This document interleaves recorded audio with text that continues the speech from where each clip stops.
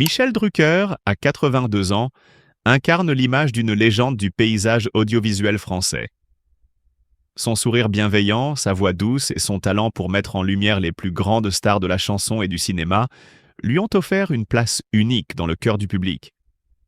Pourtant, derrière cette figure rassurante, derrière l'animateur qui a accompagné des générations entières devant leur écran, se cache un homme profondément marqué par la solitude, le doute et un combat incessant contre ses propres fantômes.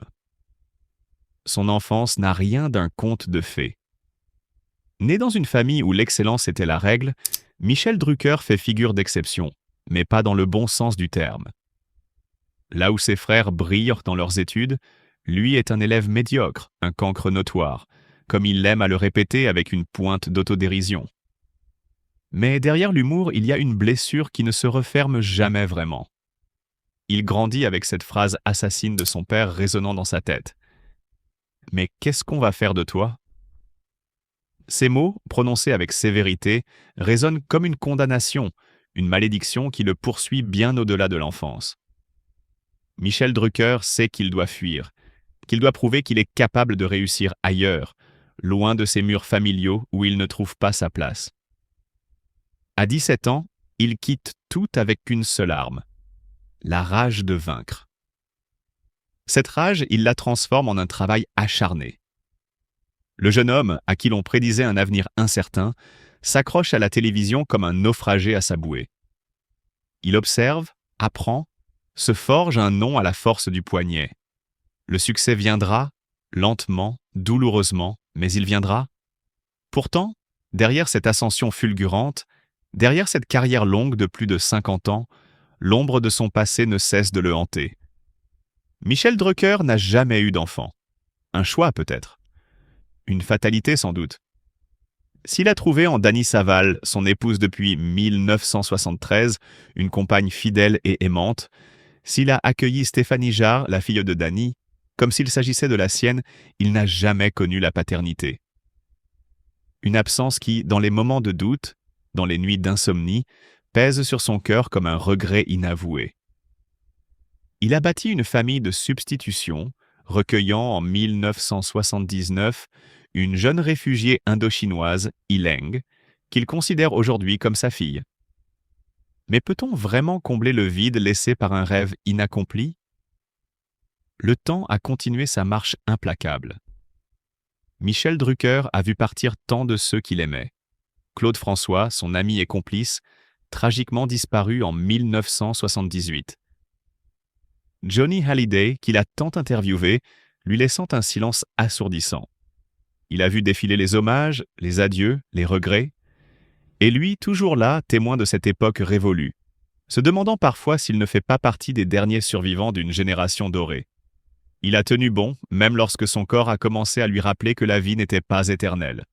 Une opération du cœur en 2020, puis une autre en 2023. 2 fois, il a frôlé la mort. 2 fois, il est revenu, refusant de laisser le destin décider pour lui.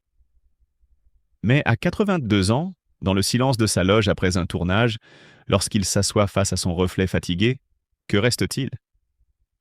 L'enfant rejeté qui voulait prouver sa valeur ? L'homme qui a traversé les décennies sans jamais s'arrêter, par peur du vide ? Michel Drucker a tout conquis, tout vu, tout vécu. Mais au crépuscule de sa vie, il sait que la seule chose qu'il ne pourra jamais rattraper, c'est le temps perdu. Michel Drucker, figure emblématique du paysage audiovisuel français, a passé sa vie à illuminer les écrans, à faire rayonner les stars, à entrer dans les foyers comme un membre de la famille. Mais derrière cette image rassurante et intemporelle, derrière cet homme qui semblait défier les années avec élégance, se cachait une réalité bien plus sombre. Celle d'un combat acharné contre la maladie. Une bataille silencieuse qui, à mesure que le temps avançait, devenait de plus en plus difficile à mener. En septembre 2020, alors qu'il s'apprêtait à entamer une nouvelle saison de Vivement Dimanche, une fatigue inhabituelle l'envahit. Au début, s'il pense à un simple coup de mou, l'effet naturel du poids des années. Mais la réalité était bien plus brutale. Son cœur, après tant d'années à battre au rythme effréné des plateaux de télévision, commence à flancher. Une opération d'urgence est nécessaire. À 78 ans, Michel Drucker se retrouve face à l'angoisse d'une chirurgie cardiaque lourde, un moment où le temps s'arrête, où chaque battement peut être le dernier. Il survit, mais à quel prix? La convalescence est longue, éprouvante. Lui qui avait toujours incarné la vivacité et l'énergie se retrouve cloué au lit, affaibli, incapable de simplement marcher sans ressentir une douleur sourde dans la poitrine. Pour la première fois de sa vie, il doit s'éloigner des projecteurs. Il repousse sa rentrée, laissant son fauteuil vide, un vide que même les meilleurs animateurs ne parviennent pas à combler. Le 24 mars 2021, il fait une apparition timide sur France 2 auprès de Julien Bugier. Quelques semaines plus tard, le 25 avril, il revient auprès de Laurent Delahousse. Il sourit, plaisante, tente de rassurer. Mais dans son regard, les téléspectateurs perçoivent quelque chose qu'ils n'avaient jamais vu auparavant. La peur. Malgré tout, il refuse de céder. En juin 2021, dans un geste profondément symbolique, il retourne voir les soignants qui lui ont sauvé la vie. Dans les couloirs de l'hôpital, il serre les mains de ceux qui ont tenu son destin entre leurs doigts, les remercie avec une sincérité bouleversante.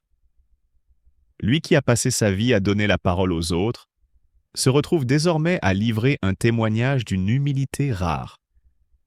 Il devient ambassadeur de la chaîne de l'espoir, une association venant en aide aux enfants démunis, comme si cette épreuve lui avait révélé une mission plus grande que la télévision. Mais le répit est de courte durée. En mars 2023, un nouveau coup de tonnerre frappe sa vie. Une infection sournoise, une endocardite infectieuse, attaque sa valve mitrale. Une nouvelle intervention chirurgicale est inévitable. Cette fois-ci, l'angoisse est encore plus grande. Michel Drucker sait que chaque passage sur la table d'opération est un jeu avec la mort. Il se prépare mentalement et physiquement, mais au fond de lui, une question le hante. Reviendra-t-il encore une fois?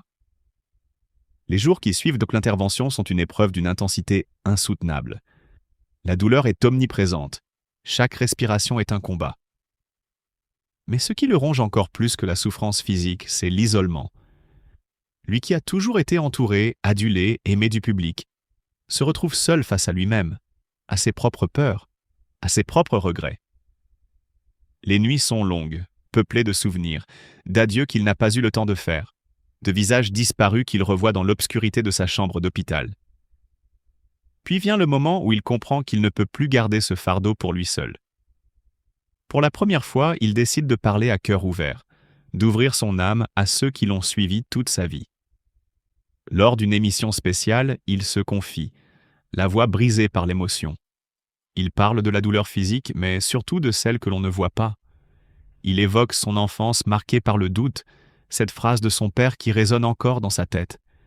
Il parle de l'absence d'enfants, de cette famille qu'il a construite autrement, mais dont il ressent parfois le manque.